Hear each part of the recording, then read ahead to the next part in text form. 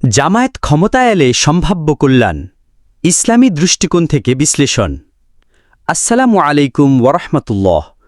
বাংলাদেশের রাজনৈতিক অঙ্গনে একটি আলোচিত বিষয় হল জামায়াতে ইসলামীর রাষ্ট্র ক্ষমতায় আসার সম্ভাবনা এবং এর ফলে দেশের জনগণ কতটা উপকৃত হতে পারে।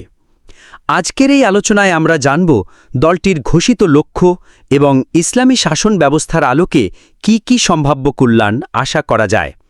এই আলোচনার ভিত্তি জামায়াতে ইসলামীর প্রকাশিত ঘোষণাপত্র এবং ইসলামী শরিয়ার মৌলিক নীতিমালা, কোনো গুজব বা অনুমান নয়। জামায়াতে ইসলামী নিজেদেরকে একটি আদর্শবাদী দল হিসেবে পরিচয় দেয়। তাদের প্রধান লক্ষ্যসমূহ হল: ১. আল্লাহর সার্বভৌমত্ব প্রতিষ্ঠা, ২.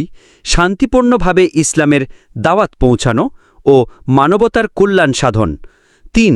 চরিত্র গঠন ও ইসলামী শিক্ষার প্রসার, ৪.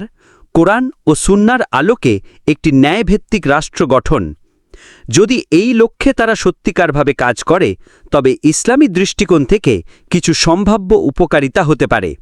প্রথমত, নৈতিক ও চরিত্রিক উন্নয়ন; দ্বিতীয়ত, ইনসাফ ভিত্তিক বিচার ব্যবস্থা প্রতিষ্ঠা; তৃতীয়ত, জাকাত ও সুদমুক্ত অর্থনীতির মাধ্যমে আর্থিক বৈষম্য হ্রাস; চতুর্থত, সমাজে শৃঙ্খলা ও শান্তি ফিরিয়ে আনা; পঞ্চমত, ইসলামী ও আধুনিক জ্ঞানের সমন্বয়ে একটি শক্তিশালী শিক্ষা ব্যবস্থা গড়ে তোলা। তবে মনে রাখা জরুরি, একটি রাজনৈতিক দলের সফলতা নির্ভর করে তাদের বাস্তবায়নের আন্তরিকতা, দক্ষতা এবং জনগণের সহায়তার উপর। আমরা ইসলামিক সাংবাদিক হিসেবে কেবল দলটির ঘোষিত নীতিগুলো তুলে ধরছি। সত্য যাচাই করুন, গুজবে কান দেবেন না।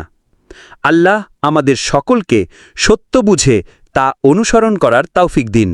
ওয়াসসালামু আলাইকুম ওয়ারাহমাতুল্লাহি ওয়া বারাকাতুহু।